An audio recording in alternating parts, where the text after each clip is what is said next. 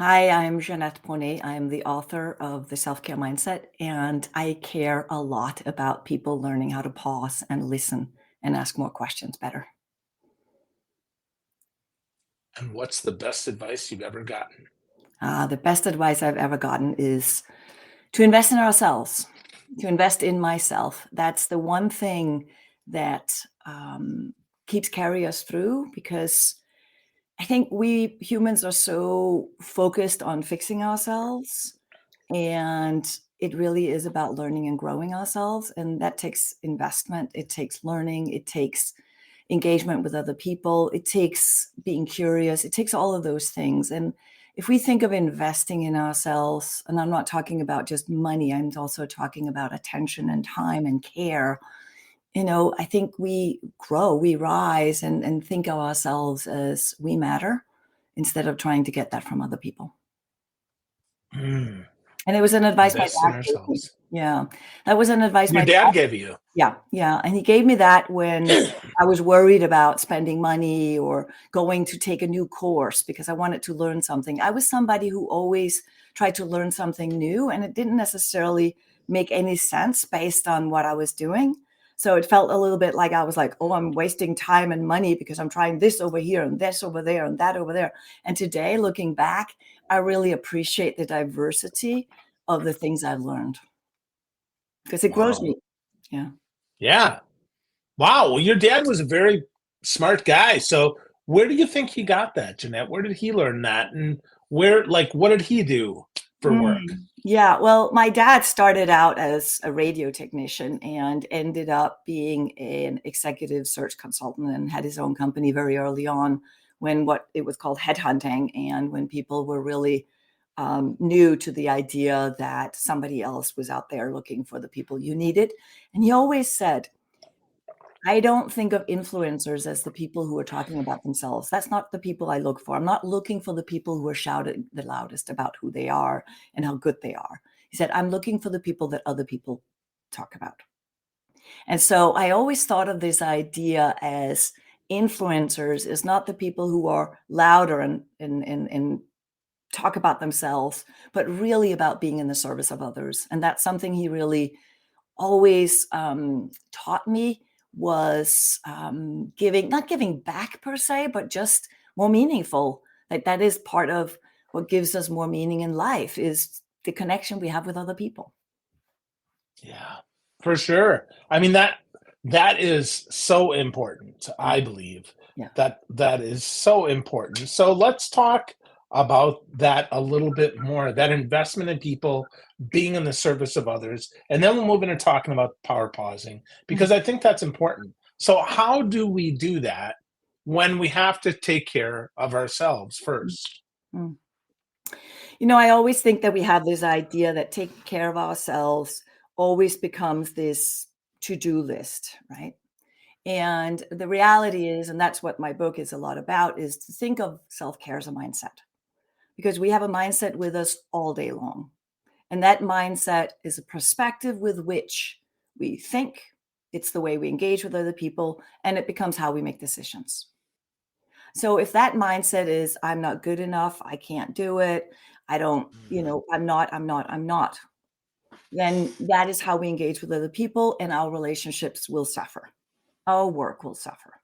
So if we can think of self-care as a mindset that is self-caring rather than a to-do list of, oh, I'm supposed to do all these things. And it really shifted for me because I grew up as a competitive gymnast. And so this idea of body and mind, this idea that our physical and our mental agility and strength was really where, I was, brought up to have this sense of self. And what I learned when looking back is a lot about the value of the team because I wouldn't have had that. I wouldn't have had the self-confidence if it wasn't because I had good relationships with my team, a good relationship with the other people in my team, if we didn't support each other. Because if I failed, it would impact everyone else, right? But if we all won, or if we won, we would all be happy together. And And this idea that we're bringing out the best in each other by cheering on each other, and that's how we do our best, is again part of this. Self-care isn't really about self, it's about care. So I'm really in the book shifting a lot of these ideas and belief systems that we have about what self-care means.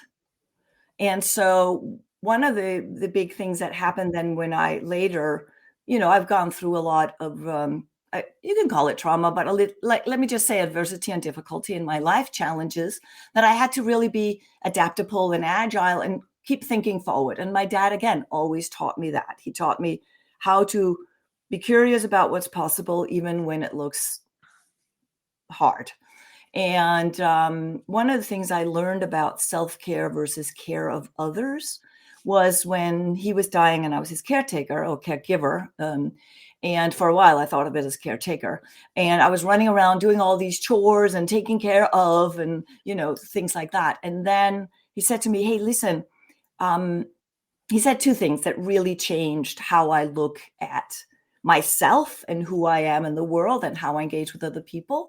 He said two things. He said, why are you so angry with me? And I said, I'm not angry with you. I'm just really stressed and I'm really angry at the situation. And he goes, yeah, but to me, it feels like you're angry with me.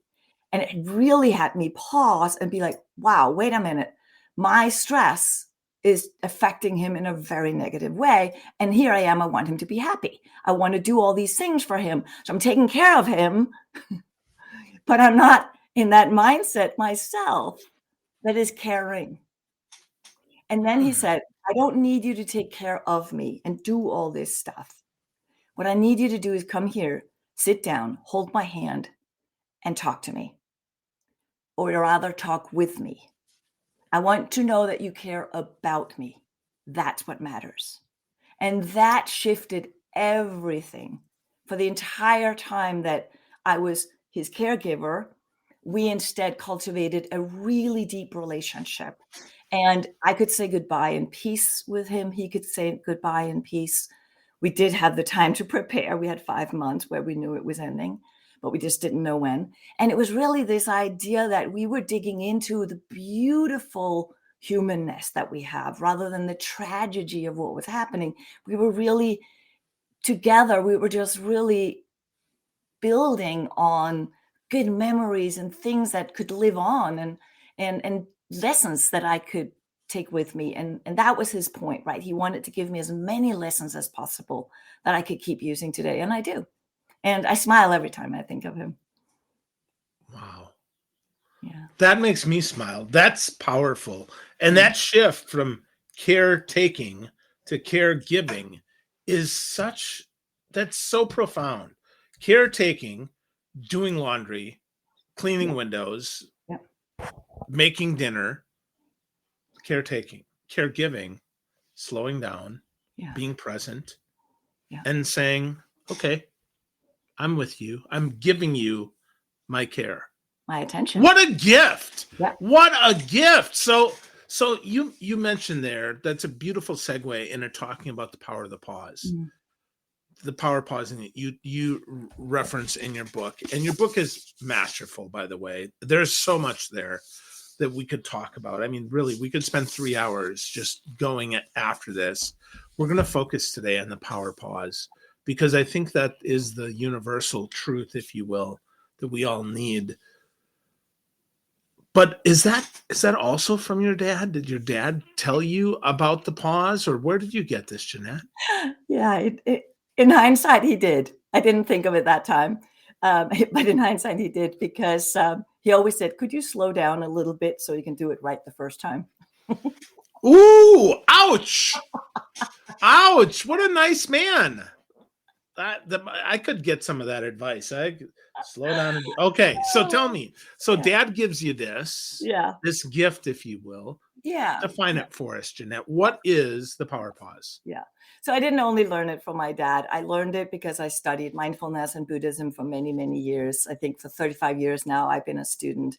And it's really have taught me a lot about our emotional reactivity versus our getting in touch with our emotions and choose how to respond. And that's what the power pause is really about, that gap between being triggered by something and reacting which I think we see all the time when we're under stress, right? That's why I say power pausing is essential for managing how we deal with stress.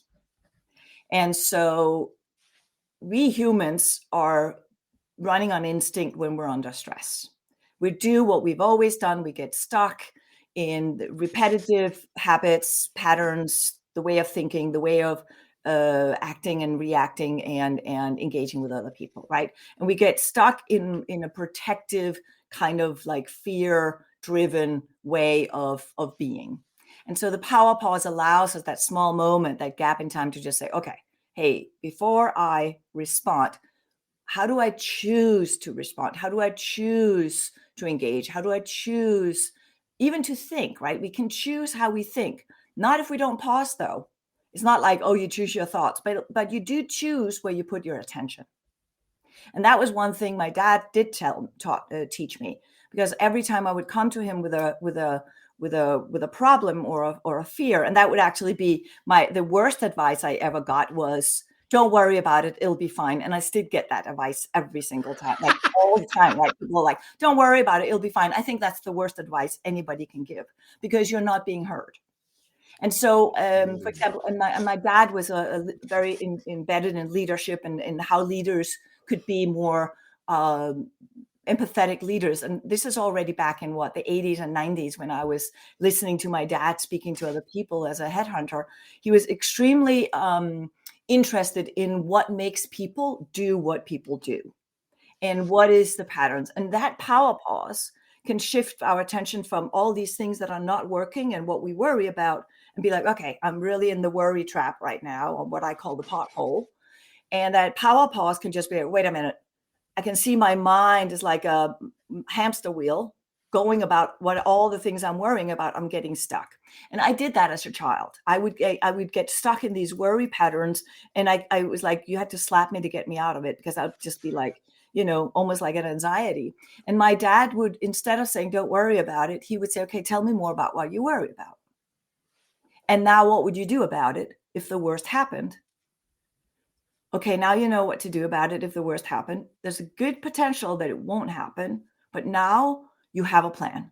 So now go try what it is you want to try. And we're talking teenager here. We're talking a little girl. He said, okay, now go try what you want to try and come back and tell me how it went. So he would encourage me to be curious and have courage. And I realized later, as I was learning about Buddhism, I always said my dad was my Buddhist teacher. He just didn't know what Buddhism was, but he taught me how to be more in touch with how our automatic patterning of being human is affecting how we experience life. And so one of the examples he gave me in terms of being a caring leader was when we tend to say, don't worry about it, it'll be fine, you got this. That is not instilling confidence in anyone. And he gave me the example of when a little child is scared that there is a boogeyman under the bed. If you just say there are no boogeymen in the world, don't worry about it, go to sleep, that child is not going to sleep. Because that trust in a parent is not enough to not believe that there's a boogeyman under the bed if that child is really scared. But crawling down, holding the child's hand and looking under the bed and saying, look, there's no boogeyman. What else do you need so you can feel safe tonight? Oh, I want to leave the light on. Okay, let's leave the light on. And he gave me that simple example in how we as leaders can engage better and therefore actually create trust in the person, not in what happens around us or other people, but in the person itself. And I think of the self-care mindset as building that trust within ourselves. And that comes with that power pause of recognizing what is the thoughts that are spinning? How am I feeling right now? What can I do about it? And how do I communicate with other people what I need? And that's really the framework in the self-care mindset, but it starts with a power pause. Without it, there is no change. Wow. That's so good. I wrote down a bunch of that. The one big one that I want to pull out, besides the boogeyman, which I think is interesting, right? But not only going down there and showing that there is not a boogeyman, but also what else do you need? I think that's great. And I'm going to definitely try that with my 8-year-old because he has some fears, of course. Yeah. All 8-year-olds do. Yep. and I've I been was about 7 terrible or at 8 that. at that time too, so, yeah. Yeah. But the whole tell me more, what would you do if the worst happened?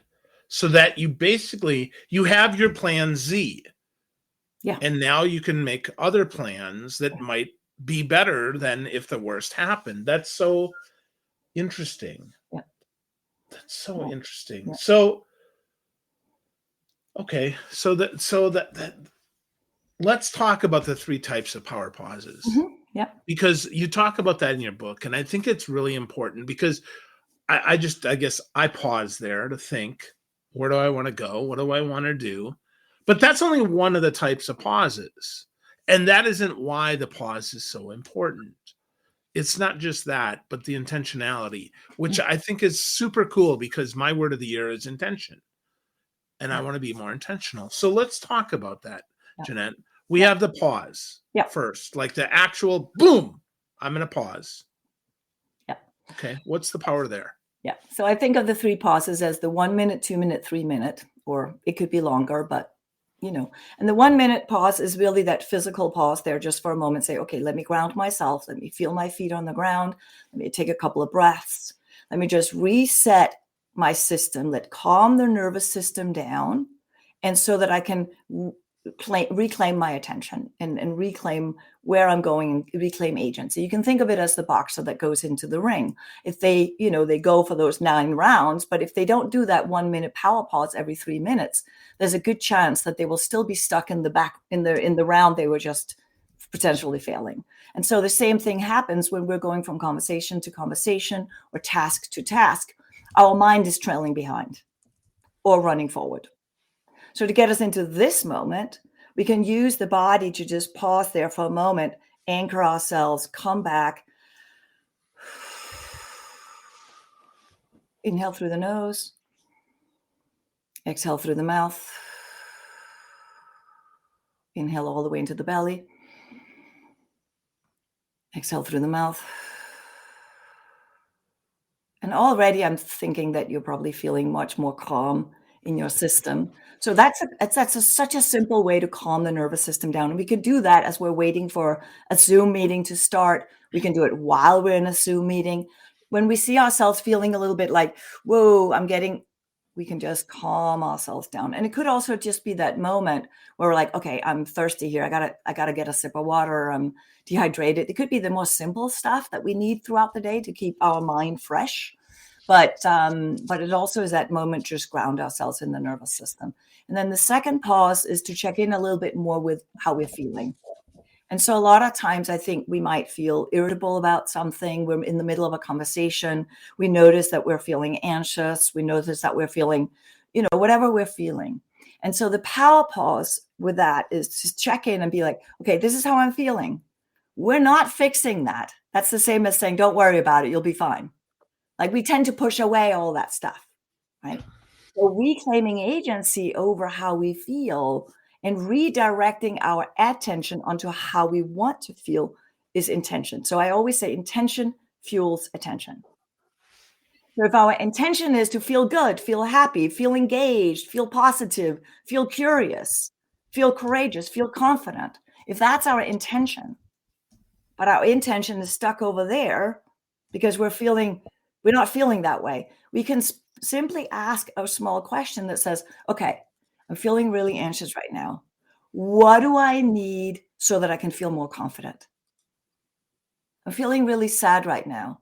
Okay, what is the sadness about? What do I need so I can feel more joy, happiness, engagement?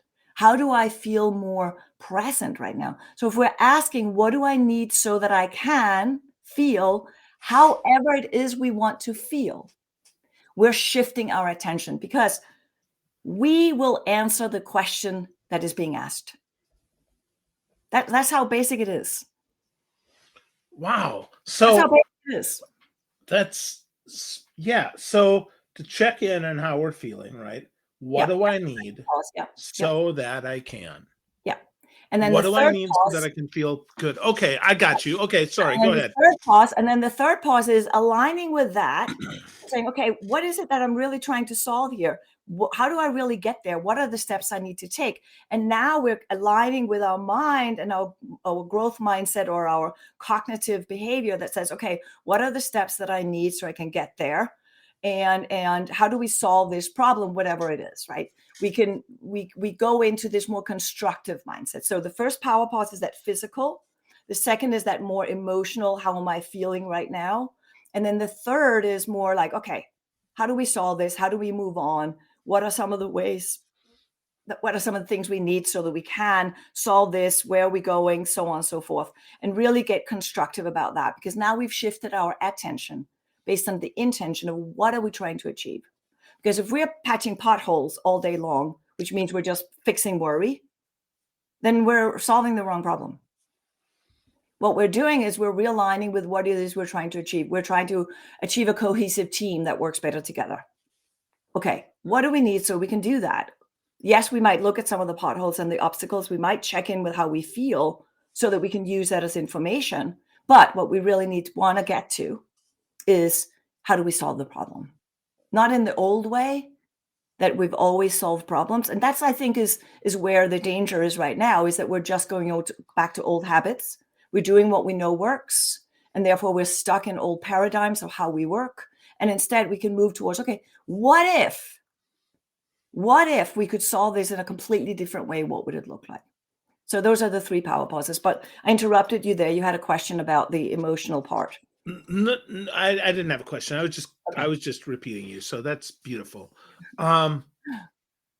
So with all of that, Yeah. we talked a little bit before we started here about what's coming next. Yeah. This year, lots of stuff. I mean, it's a election year, presidential, lot of stress, a lot of strife. How do we power pause through this? How do we make that work, Jeanette? Yeah. Well, it's I think of uncertainty as the new normal, except it's always been, but we haven't thought of it that way. Right. But in our environment, we have always been a little spoiled in our modern society, if I can call it that, or a lot of us have, right?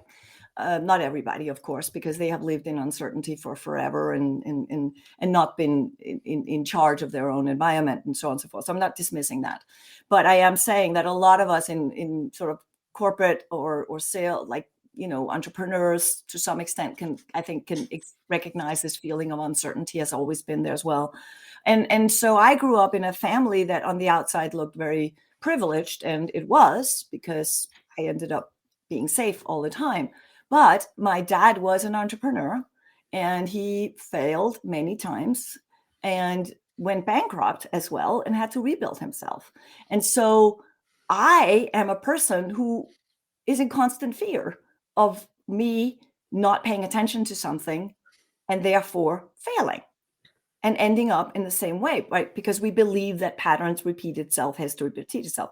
And so in a lot of ways, I think we get stuck in this belief system, which I myself can end up being stuck in as well. And I think it's important right now that we change the paradigm about how we engage with things that happen around us, especially all the worry and anxiety and uncertainty that's around us. Because we don't know what's around the corner, and we humans don't like that. We like to know what's around the corner. That's why we plan things. That's why we keep doing things. And yet that's the path of our suffering. Yeah. Whereas the path to our freedom is to accept the circumstances for what it is. And again, it sounds like I'm just, brushing over it, but it's actually extremely powerful.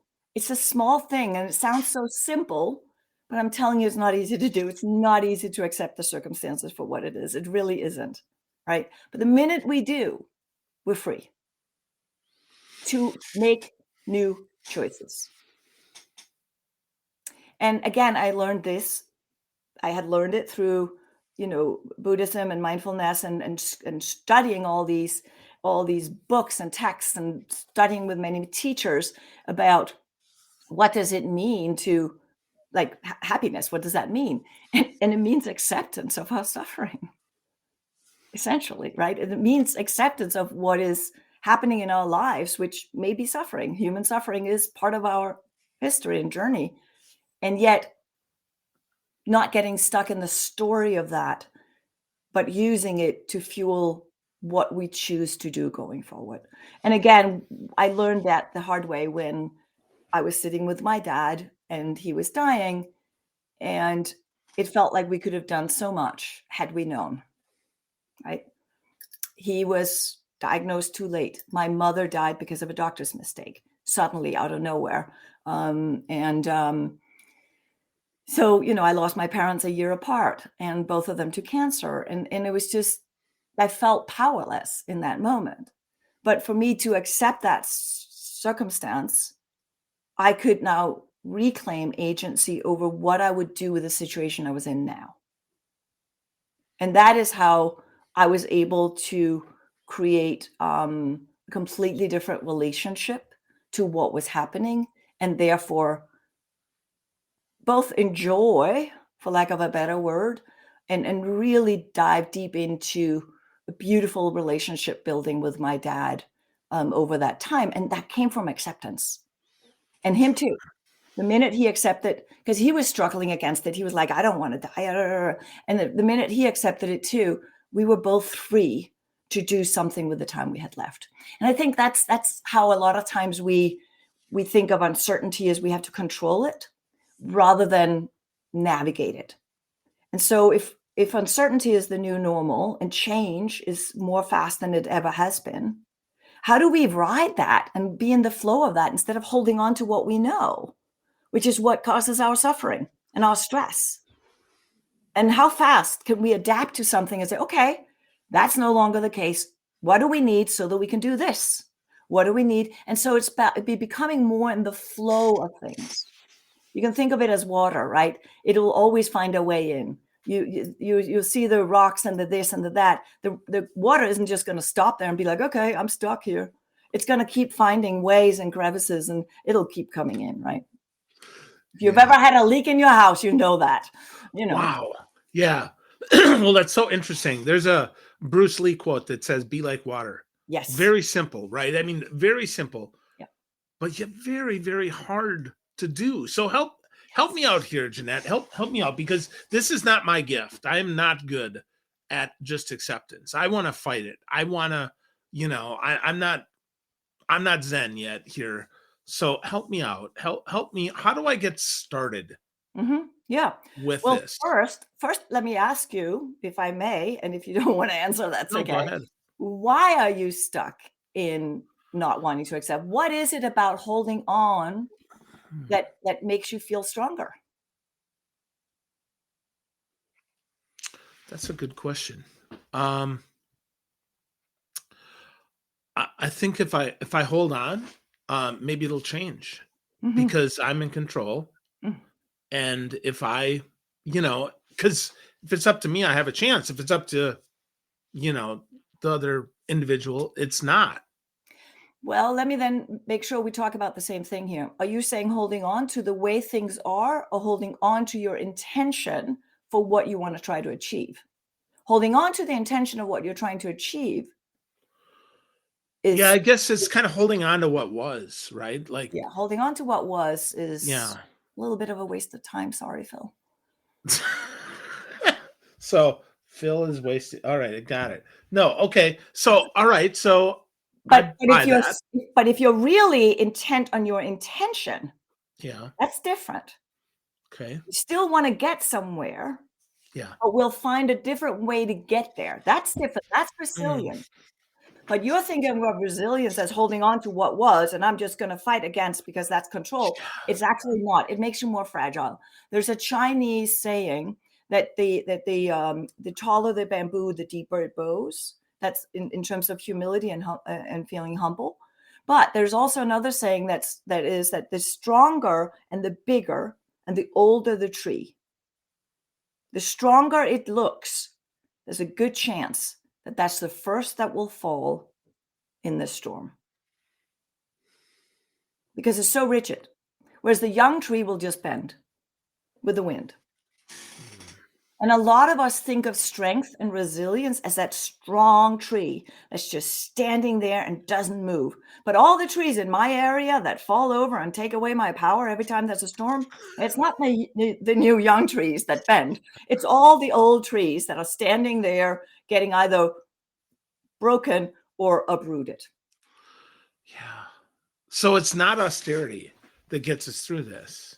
Mm. It's really, it's really flexibility. Yeah, yeah, yeah. And that's how I think of the 3 power pauses as aware for number 1, how I become a little bit more aware. Then I'm working within my emotions so that I'm not stuck in an emotion, so I'm becoming more adaptable. And then I'm choosing what to do about it based on what is, and that is how I become more agile. So the 3 power pauses is always also being more aware, adaptable, and agile. Hmm. I call that my triple A. Wow. Wow. Aware, adapt, and agile. Yeah. I like that. That's great. Well, before I ask you a last question here, I want to let folks know where they can get more of you, Jeanette, because Mm, you've got so much great stuff. We're only covering one piece of the book, but it is a thread that goes through the book. The yeah. book is The Self-Care Mindset. Jeanette Bronée, you can find her at JeAnnettebronee.com. I put the little accent. Is that an accent aigu? It's an accent aigu. I'm Yeah. originally from the Huguenots. Oh, Yeah. no, I don't really? really know what that means, but that's okay. I've lived No, here so I for studied that in high school. Oh, you That's did? cool. That Yeah, is cool. So yeah, awesome. yeah. So And you don't get need that to get on my website. no. Yeah, That's right. That's why I didn't. Yeah, I just added it because I was showing off there. I know like one thing. So because the exactly. other way is Exxon Karav. Yes. So yep, and you fall in the grave. Yeah, that's how. Anyway, Mrs. Murray would be proud. That's all I remember. So with that, Jeanette, so much fun. So Um, with that, let's take people out with a little power pause, a little 1 minute. Let's get physical one more time and yes, pause with people because I think that's a beautiful way to end our show yes, today. yes. All right, so let's feel our feet on the ground. Lower the gaze. Look ahead of you, a few feet, or close your eyes. It's up to you. And just inhale through your nose. Oh, long, deep exhale through the mouth. You can make sound if you're alone. If you're in the office, just do it quietly. Inhale through the nose, deeply into your belly. And exhale through your mouth. And one more inhale through the nose. And deep exhale. And feel your power in your feet. Feel how you're connected to the earth, to the ground, to the floor. And feel how strong that connection is as you're allowing whatever you're feeling in your feet right now, whether they're warm, buzzing, whatever they're feeling like, just allow that connection to be a foundation that allows you to keep coming back home to you, to learning to trust you, learning to cheer on you and care about you, because that is the most human we absolutely can be. May the pause be with you.